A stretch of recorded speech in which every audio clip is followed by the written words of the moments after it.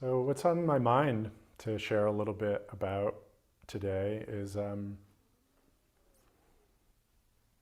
of an extension of my Dharma talk from a few weeks ago. Many of you were there, maybe saw it online as well, about how to be with our suffering and how when we're completely one with our suffering, wholly with our suffering, then that's actually the path of true wisdom and compassion. That's the path of connecting with our true self, of being our true self. And that's what we're all in this for, right? Everyone in here is either exploring or committed to quite a radical path. It's a path that is in a relationship with our life that's different from a normal consensus kind of way that we're educated and culturally conditioned to meet the challenges of this life, this human life. We're kind of conditioned in those ways, both individually and collectively, to minimize suffering, minimize our own pain, increase our good feelings, to accomplish, to succeed, to make something of ourselves.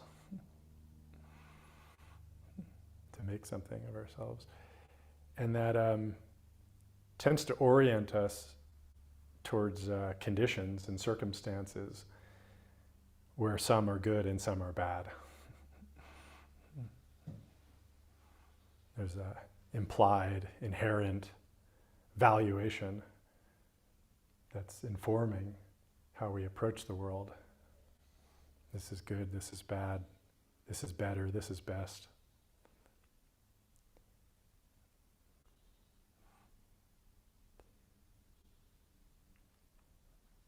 But this path of the Dharma is to radically meet our lives no matter what's happening,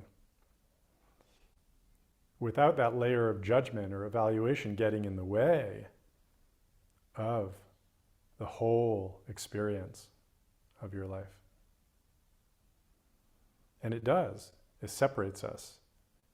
It's this nice little remove. It provides a little bit of a bypass, or more than a little, of a bypass, a little frontage road to our main source of our life.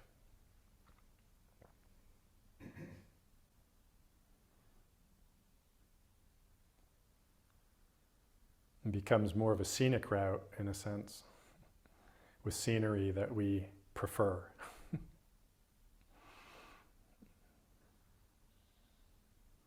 But the direct route is always available in every moment. It's the beautiful environment that you find yourself in right now. To be able to see whatever's happening to you, whatever condition you find yourself to be in, to be sacred.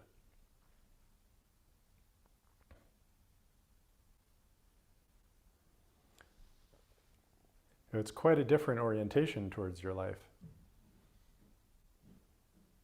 To embrace your pains and sufferings, to embrace the difficulties and challenges.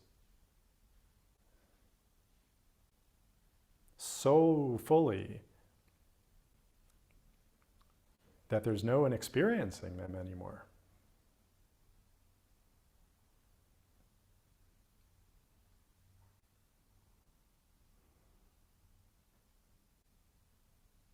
We keep going in this practice, not in order to get anywhere. We keep going until we're gone.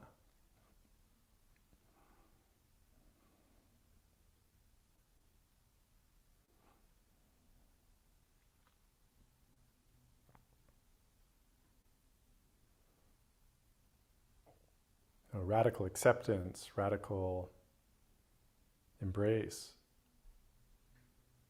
of your life.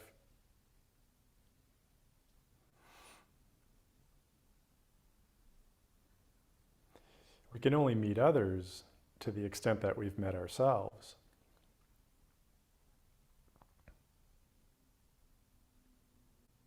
And we're constantly meeting others, and we're constantly meeting ourselves. So it's not like those are one after the other. It's just that to the depth that you understand and recognize your true self is the extent to which you can connect with others. The extent that you do connect with others. That's the way it works. So that means experiencing your own suffering without separation and then experiencing others' suffering without separation.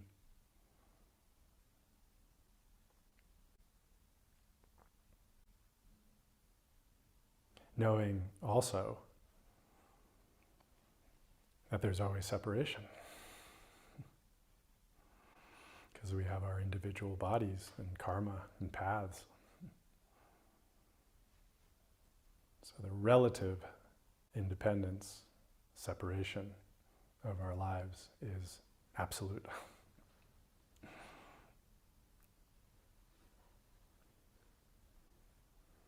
And we're quite familiar with this, the relative dimension. But we also experience ourselves separate from ourselves. That there's a being that's having these challenges or this suffering.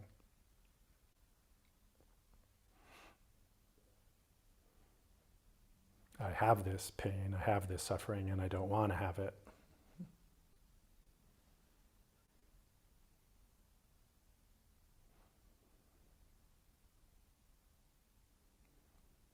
So if that's the normal relationship with our experience, with the Dharma as a path to recognize that that's illusory.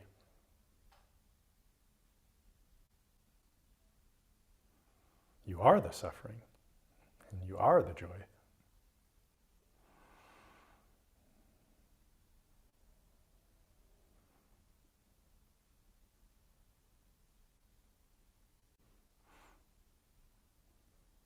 If you can be with your own experience without separation,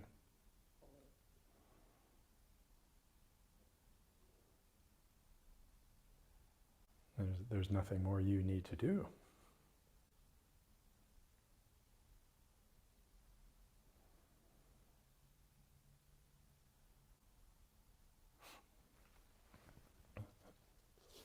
I was drawn to go back to some of the sayings of Layman Pang in this context.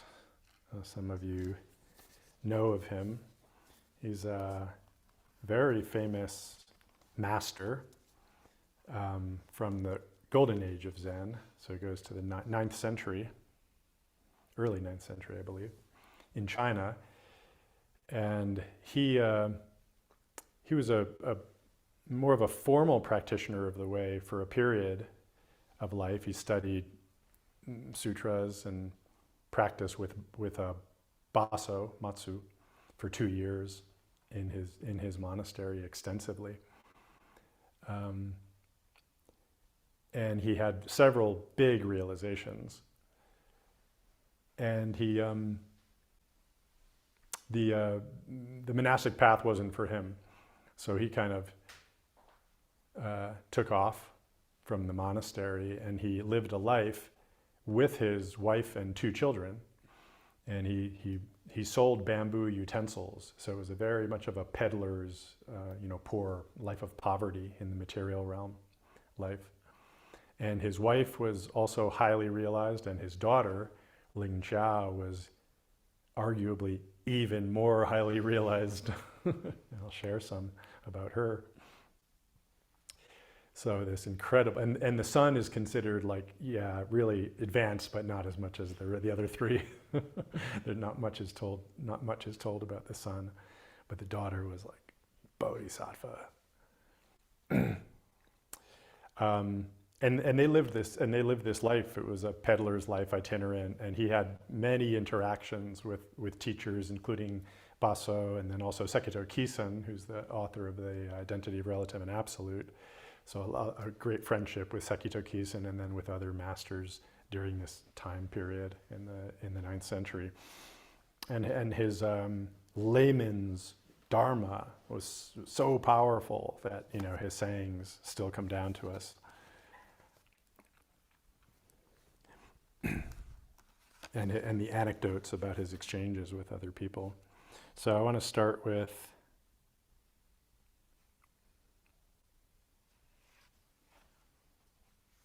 I think I want to start with this one.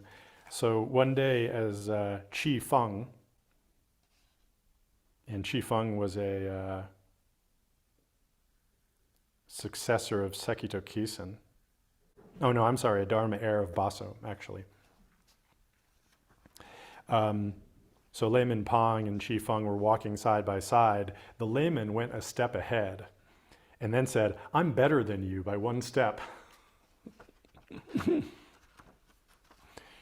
Qi Feng said, "There's no back and no front, yet the old gent wants to get ahead." Yeah, I'll say it. Okay. Then Layman said, "The suffering of sufferings never produces such a remark." Qi Feng said, "Sir, I'm afraid you won't agree." "If I don't agree, what'll you be able to do?" retorted the layman. "If I had a stick in my hand, I'd beat you without mercy," replied Qi Feng. At that, the layman gave him a punch and then said, "Not too good." Qi Feng started to pick up a stick, but the layman seized that and said, "Today, this thief is completely defeated." Qi Feng says, "Am I clumsy or are you skillful?" Laughing, Layman said, we're quits, clapping his hands.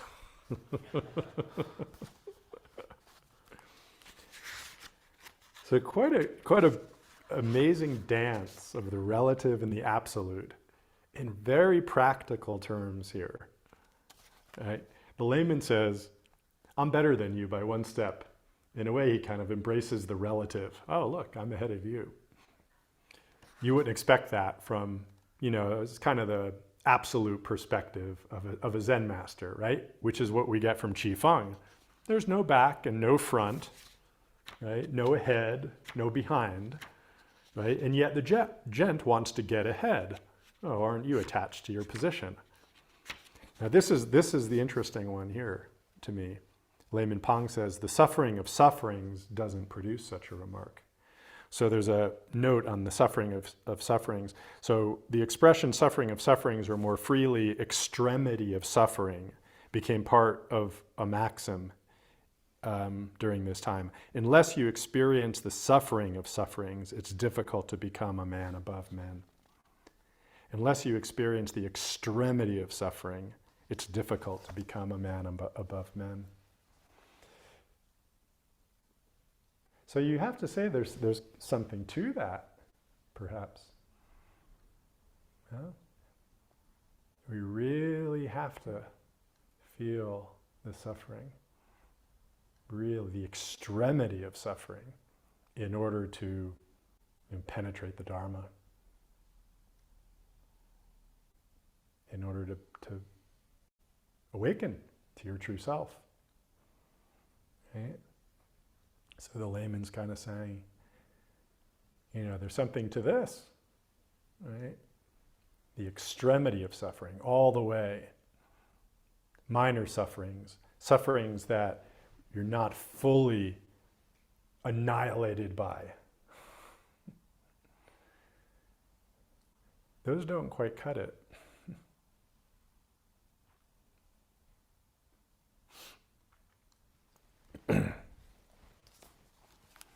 Now, Qi Feng, of course, is speaking from the absolute dimension, so he's quite profound as well. So Qi Feng says, I'm afraid you wouldn't agree with that, right? Because we're talking from the absolute here. But the layman is going to stay on the relative. If I don't agree, what will you be able to do? And then they start, punching and hitting each other and grabbing each other's sticks. And then they just break up into laughter because they realize they're doing a dance of relative and absolute. But the stake is very high. It isn't abstract. That's what I love. This isn't an abstract conversation about relative and absolute. This is about the relativity of suffering. And is there some meaning to that? We can talk about suffering in the abstract and then we just go, oh yeah, suffering, it's all the same. It isn't all the same, is it?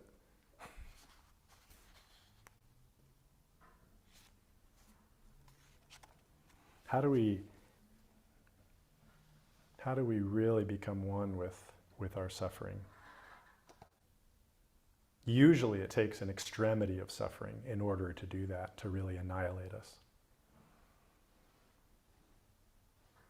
Until that point, you're experiencing our suffering, but it's me who's experiencing the suffering.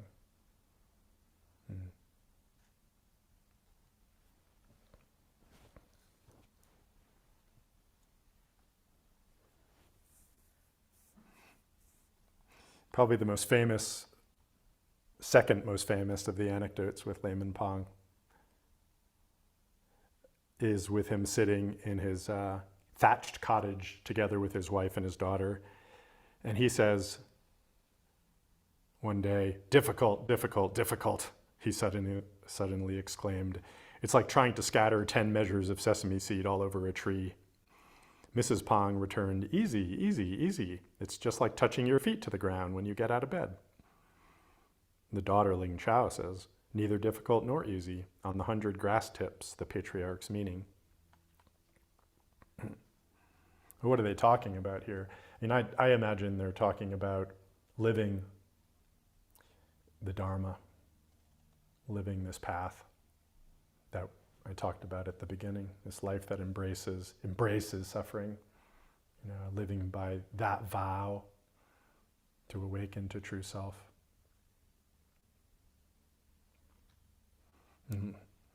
Layman says, difficult, difficult, difficult.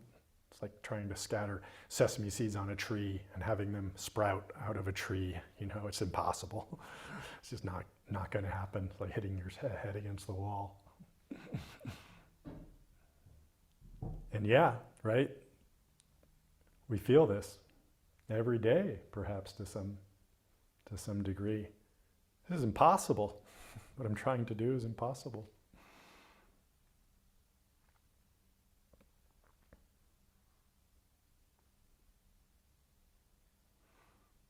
Mrs. Pang says, oh, no, it's easy.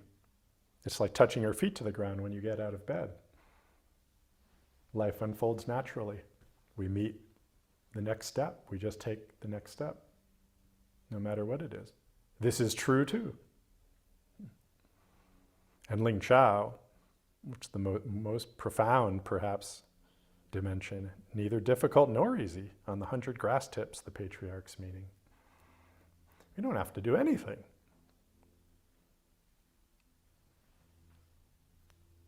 Every tip of grass, every speck of dust, every bite, every smell, every feeling is the awakened life.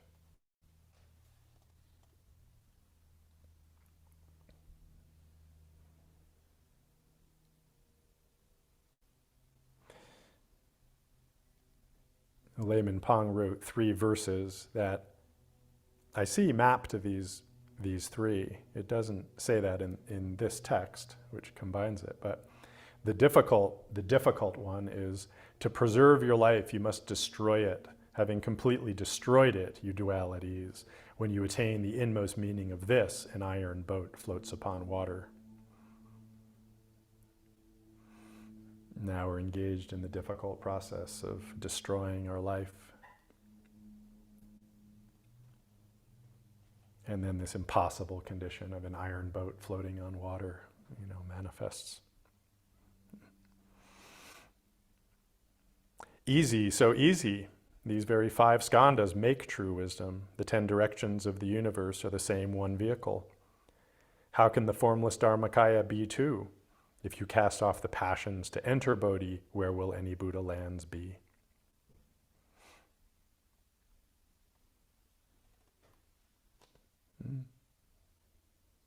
Or the five skandhas, or the aggregates that make up our experience, form, perception, etc. Right? Nothing needs to be done. They themselves are naturally manifesting the Dharma.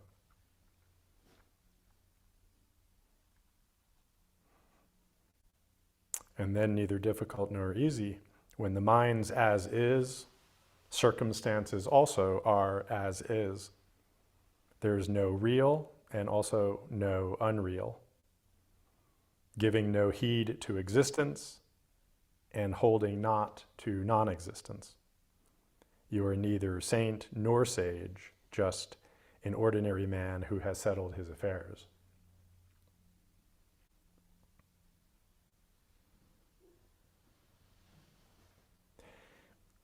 How does neither difficult nor easy manifest with respect to suffering and helping and living compassionately? Being compassionate. Being compassion. The layman was once selling bamboo baskets. Coming down off a bridge, he stumbled and fell. When Ling Zhao saw this, she ran to her father's side and threw herself down. "What are you doing?" said the layman. "I saw Papa fall to the ground, so I'm helping," replied Ling Zhao.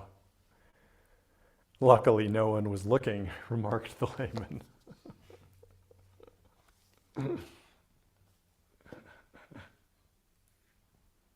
Just throws herself down and just experiences the same thing that he just experienced. Just talk about compassion, right? To suffer with. No separation.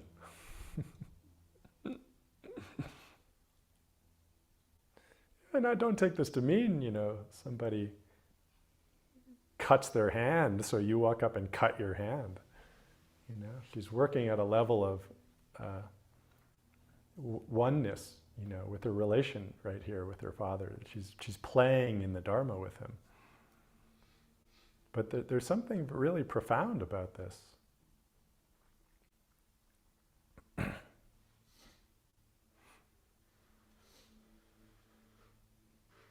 Neither difficult nor easy, just be one with what is. I think maybe the easy response, that Layman Pang's, easy, you just naturally step off the bed and put your foot on the floor. That might be, somebody stumbles and you just go over and you help them up. That would have been the easy response to come out of that place.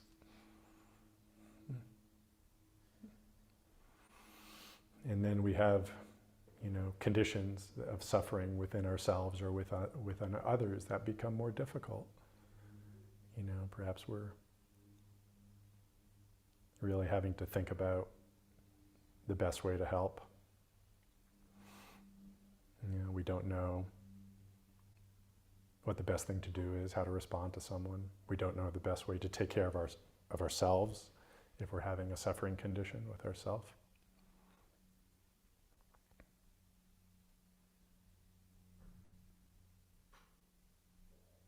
So all three of these are true, faces of compassion, you could say. They're three faces of wisdom in the way of your orientation to your own life. How to live life. It's informed by the Buddha Dharma. They're all three authentic faces of that process, that path. I think we tend to be really, really wrapped up in the difficult, in the difficult mode. I think that's where a lot of our attention goes. And sometimes that creates more problems than are present.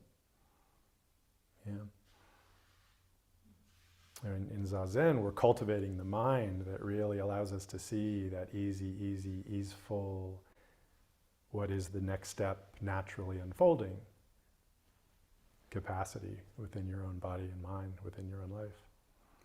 Yeah. And then deeper, deeper, deeper, deeper. We can play in the non-separation.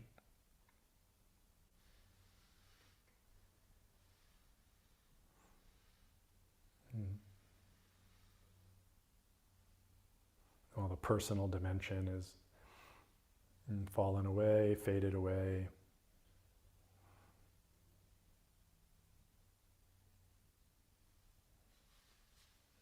That personal dimension just isn't getting the energy, the investment.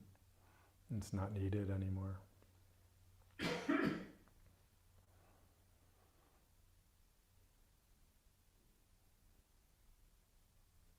And then there's just a continuity of presence of your own being.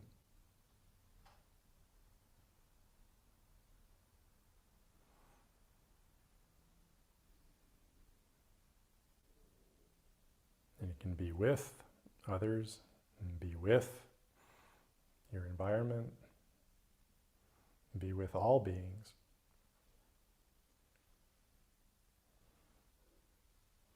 Because there's no one there who's being. There's no being that's being. There's just being.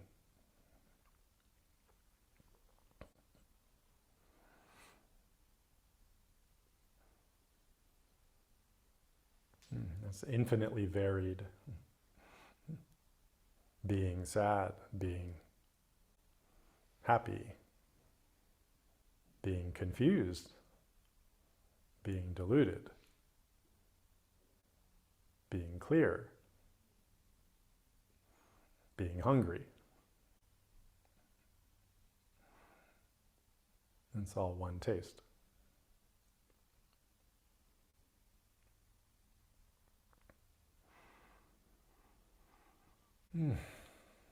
So it's always right here. It's not going anywhere.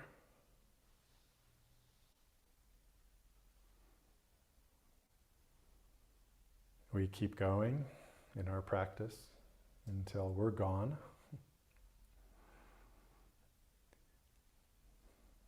Then we're not going anywhere.